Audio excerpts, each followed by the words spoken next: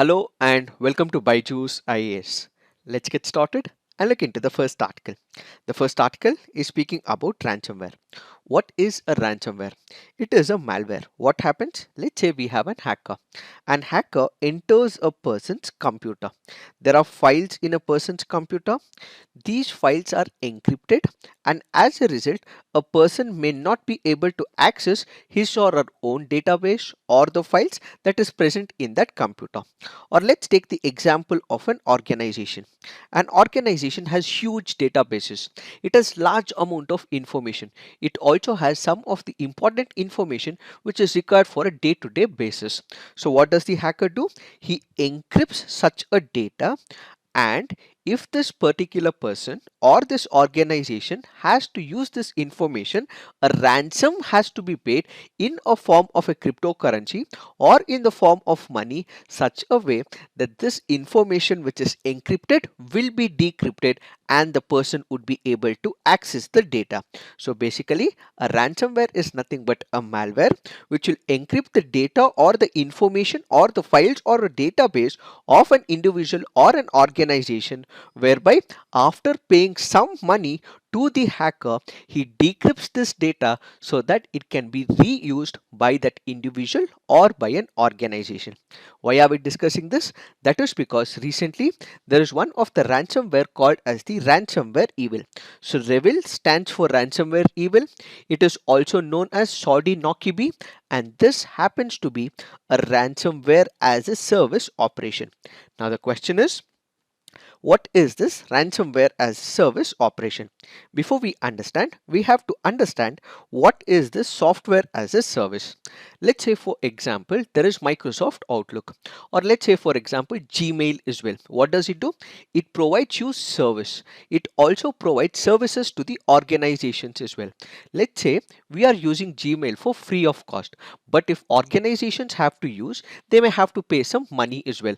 This can be on an annual basis, or it can be on a contractual basis for a large number of years. So when a software or an application is provided by a company to another company on the basis of usage on the internet, that is what is called as software as a service. So what do you have? You already have an application. You don't have to run it on the computer. Let's say you have the VLC media player. You have to download it. You have to save it on the C drive. So what you're doing is you're running this program on the computer. But when it comes to the software as a service, you don't have to run the program, but instead you would be able to use it on the internet by paying some charges. Similarly, ransomware as a service operation will have one is what is called as an operator who would have ensured that he creates one of the ransomware tool, that is a software platform, and at the other and on the other side you have a person called as affiliate. So who is an affiliate? He is a person who buys this service from the operator. So he need not be an hacker who knows everything about the computers and so on, but instead this affiliate buys a ransomware tool from the operator, and he also pays some charges to the operator in the near future. So the Revil happens to be a ransomware as a service operation, which means there is a software that is developed by the operator. He leases or gives the software to an affiliate. The affiliate will enter a person's files and he will ask for a ransomware, and after it is being paid, he will pay some charges to the operator. That is what is called as the ransomware as a service operation. Why are we discussing this? That is because of late there has been an increase in the activities of people encrypting the data and asking for a ransom, which is the money in the form of cryptocurrency or in the form of a currency.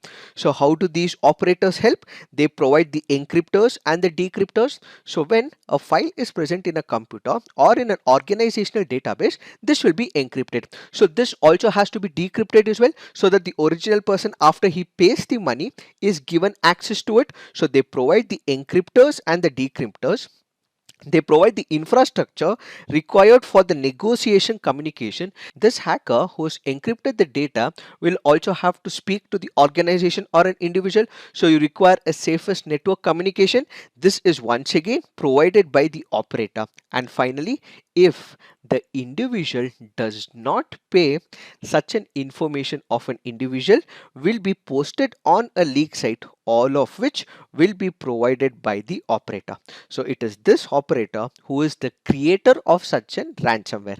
When you look into the statistics, Reveal and its affiliates pulled in an average payment of 2.25 million during the first 6 months of the 2021. In July 2021, it extracted $11 million payment from the US subsidiary of the world's largest meatpacking company based in Brazil, demanded 5 million from a Brazilian medical diagnostics firm, and launched a large-scale attack on dozens, perhaps hundreds of companies that use the IT software from Kaseya VSA were also asked to pay some money during this process. So basically, this is one of the ransomware attack that has been taking on multiple targets. Now the question is, who are the main targets of all these ransomware attacks? We know for the fact that the ransomware is going to dominate the cyberspace, but instead of individuals, they also focus on sectors as well. They also focus on institutions. Why? Large number of people's data would be present in the database. So instead of focusing on an individual, they would focus as an organization so that they would be able to take large amount of money. It focuses on the educational institutions. Why? That is because most of the successful attack happened in the educational institutions because they have a smaller IT team, because they believe that the IT team would not be able to deal with it, and the educational institutions also have budget constraints when it comes to enforcing full IT rules and regulations, which is why they hit the educational institutions, because they have the high rate of network transferring files as well. They may have some research papers. These research papers are very crucial, and if they block the access to these research paper, further understanding of other documentational evidences might not happen, which is why they hit the educational institutions. They also hit the healthcare firms as well. Why? Because there is a patient data. The data is very critical for the doctor as well as for the healthcare community. Only if they have the data of this patient, they would be able to administer vaccines, drugs, so on and so forth, or conduct a particular operation as well. But because they have ensured that there is encryption of the data, in order to get this decrypted, the healthcare firms pay huge amount of money. Followed by this, they may also hit the government agencies as well. Some of the important sectors of the economy, like the finances, like the power sector, might also have some of the important files. They are encrypted, and they also ask ransom from the governments in case they do not have good IT teams working for them. So these are the major institutions where these ransomware attack take place, and as a result, what we require is tools to ensure that such attack does not happen in the near future. So what should we do? We should have a backup of all the data that is present. When you look into large IT companies, what happens? They do not have a single database. They have multiple databases of same information. Why? Because if one information database fails, there'll be a backup of that data. So every individual as well as organizations will have to keep a current database backups updated, so that if there is encryption of one specific data, the backup can be made use of, and this should be in a different network as well.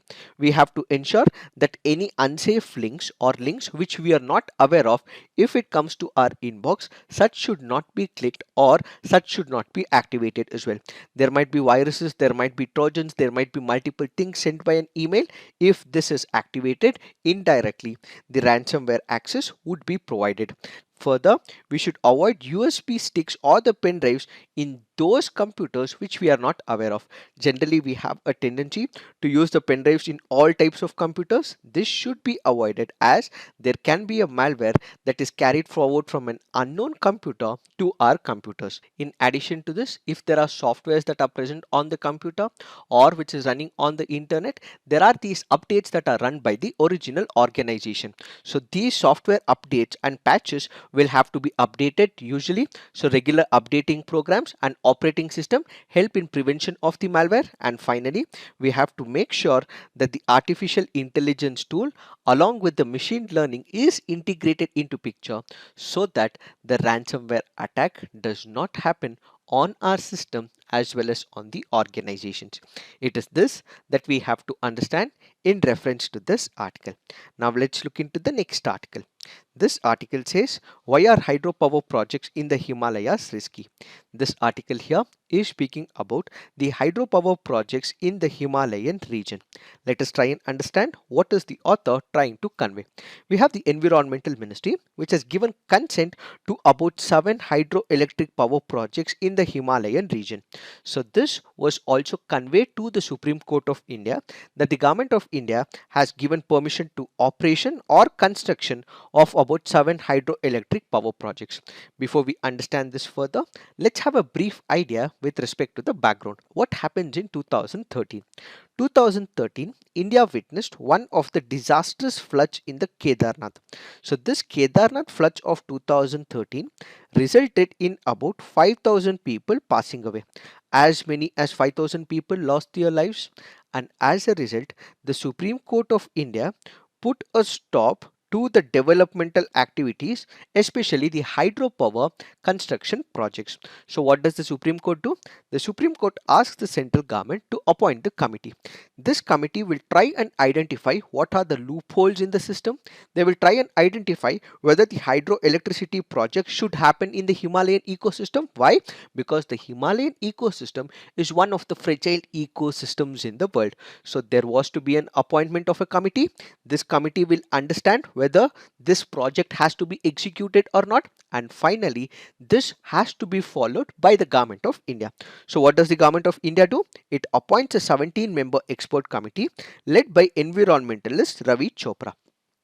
Ravi Chopra and the members look into this area, the Himalayan ecosystem. So what do? There were about 24 projects that were supposed to be executed, constructed in this particular region. About 23 should not be constructed or deployed or should not be produced, says the Ravi Chopra committee. So basically, in all those areas in and around Ganga and its tributaries where these hydroelectric projects were to be executed may not be good for the environment, said the Ravi Chopra committee. Followed by this, the private companies were not happy with this move. Why? Because they had already started the project. There were as many as 6 companies which had already invested huge amount of money. So the private companies request the government of India that it was you who gave us the permission, which is why we have started the project, and now if all of a sudden there is a committee which bars us from executing this project, this will not serve good, and as a result we may go through lot number of losses. As a result, the government of India appoints another committee that is called as the Vinod Tare committee. So the Vinod Tare committee again looks into these projects, and it says that this might have irreversible impact to the environment. So what do? They try and understand what could be the environmental impact of these hydroelectricity projects, and this committee further says it could have detrimental effects on the environment. Again, another committee was appointed that was led by BP Das committee. So this BP Das committee goes on to say that there are many projects in this particular area. They are already being started as well. So those projects which are already started, that is 6 in number, these will have to bring large scale modifications. Yes, you may go ahead with the project, but this is not as per the original plan, but what you require is the modification. So bring about structural changes. If there are trees that are present, you cannot destroy them completely. Deforestation cannot happen. Blasting of the sites cannot happen. And what you have to respect is the biodiversity. So bring about major modifications in this plan, and then you can execute the project, said the BP Das committee. So what was the viewpoint of the private companies? The private company said that they would want to execute the project. What did the BP Das committee say? That you can go ahead with the project, but the original project's data, the plan, the structure, the implementation should be in line with sustainable development. So you go execute the project, but bring about modifications in the plan of the execution, said the BP Das committee. Followed by this, we have the Water Resource Ministry. Water Resource Ministry looks into this particular recommendations of all these ministries, and it also decides that if all these projects come up on River Ganga may face a lot of problems. Why? We have something called as the ecological flow. What is this ecological flow? This is the minimal flow that is required for the sustenance of the river. If there is construction of the dam, if there is construction of the hydroelectric power projects, this may not allow the ecological minimal flow that is required for the sustenance of river Ganga. So the Water Resource Ministry initially thinks that this permission should not be accommodated to the companies. But then we have the Jal Ministry, and the Jal Ministry goes on to say that with all modifications as requested by the BP Das committee, you would be able to go ahead, and it gives permission to about 7 private companies. So what will it do? It will give permission to about 7 hydroelectricity power projects. So the idea being that you have to bring modification in the project and ultimately improve it, says the Jal Shakti Ministry. So what is the present condition? The present condition is there are about 24 projects which initially was given permission, but only 7 projects is now given permission. Why? Because they had already started such a project. That is what is the present condition. So what is that we have to understand here? The problems is many when it comes to the Himalayan ecosystem. This points out a bleak picture for the Himalayan states, says this article. Why? Let's take the example of recent Kinnur landslides. The Himalayan region is known for the landslides. What happens when there is a hydroelectricity project? Whenever there is a construction of the hydroelectricity project, what do? We also ensure that there is deforestation, a certain part is broken away, the trees are also felled as well, and it also means there is a particular flow in the river. This also gets obstructed. As a result, the land which was initially strong, which had large number of trees, which were able to hold on to the water, which are able to prevent the floods, which are able to hold the rocks as well, will no more be able to do, and this can result in landslides in that region. So what are we doing here? There is deforestation, then there is blasting that takes place for the construction of the roads, because people have to enter that region, and at the same time, because there becomes a concrete area in that region, the flow of water in that river will also drop as well. As a result, this particular region in the fragile ecosystem of the Himalayas may see consistent landslides, and as a result, who is bound to suffer? It is the people who are bound to suffer. It might also result in loss of lives as well. That happens to be a major concern when it comes to the construction of the hydroelectric projects. Followed by this, we have the earthquakes. This region is known for the tectonic activity. Why? We have the Himalayan plate, we also have the Eurasian plate. The Himalayan plate goes and hits the Eurasian plate as well, which is why we call the Himalayas as the Youngfold Mountains, which is why we call the Everest as the Youngfold Mountains. Why? Because you have the clash of the Himalayan plate constantly against the Eurasian plate. So when you cater to such a construction which is actively tectonic in region, why go ahead with this particular implementation of the hydroelectric project is the second major concern. The third major concern is the impact of the climate change. What is happening?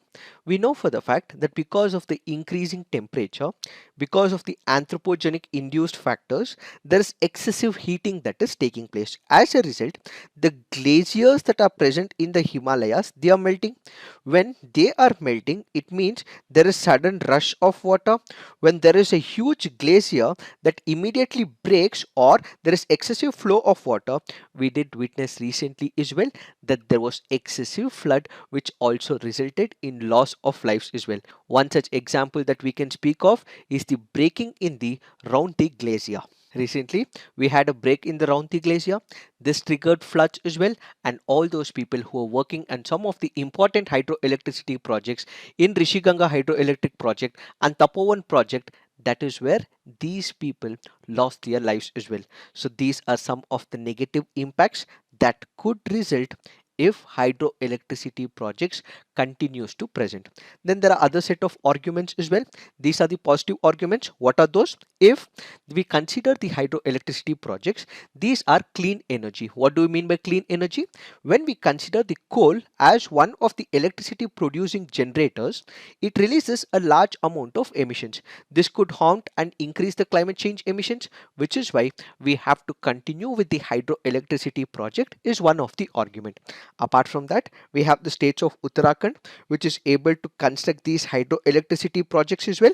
They don't have to import electricity from some other state. If they are able to generate their own electricity, they can also save the amount of money which can be used for developmental purposes, which can also be used for other economic related activities as well. On one side, since this is a clean form of electricity, it has to be developed. They would be able to save the money from this particular area.